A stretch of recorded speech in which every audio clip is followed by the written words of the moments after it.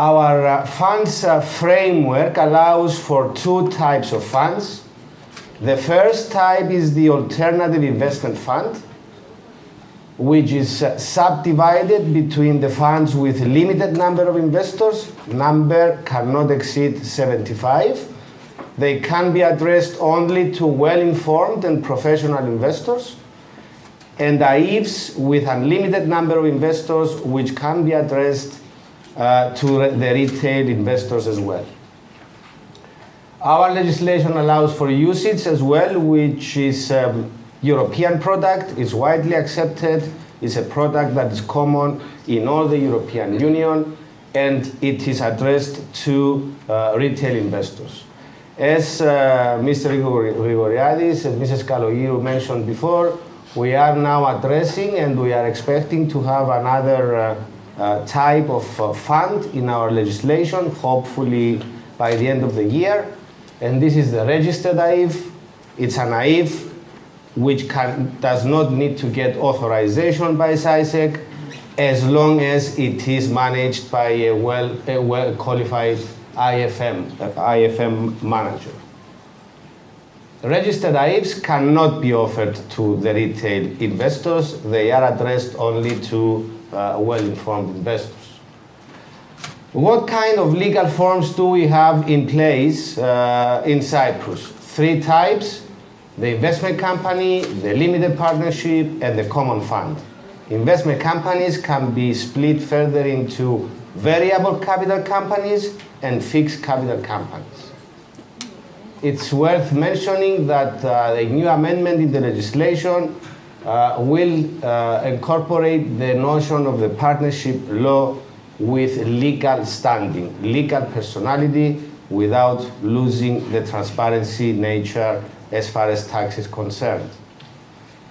Who are the main players in the funds industry? First of all, the fund itself, the AIF, the external manager who is responsible for managing the portfolio and associated risks.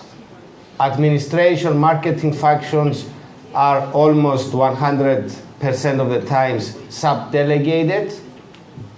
The administrator who is responsible for providing the accounting, bookkeeping, registrar support services, as well as calculating the net asset value of the fund. Funds should always, almost always, appoint a depositary. Of course, we have some exceptions in the legislation. If a fund has less than 5 investors or less than 5 million assets under management, then this requirement is not valid. Such fund may not appoint a depositary. The fund should always appoint an auditor, thank God for KPMG and the rest of the Big Four, or the rest of the auditors, I would say, an AML compliance officer, and a legal advisor. So this is the environment, this is the framework surrounding the funds industry and the services that can be offered and should be offered to a fund. Let us now come to some case studies. These are real scenarios that we do have in Cyprus. The first one is a variable company fund which was set up with the purpose of investing in the privatization of the Greek National Lotteries Company Authority in Greece. And this was done through an SPV which is registered here in Cyprus. The fund issues two types of shares: the voting shares, which are held by the fund managers, and they give them the right and the power to govern and operate the fund, and the investor shares, which are held by the investors who invest in the fund.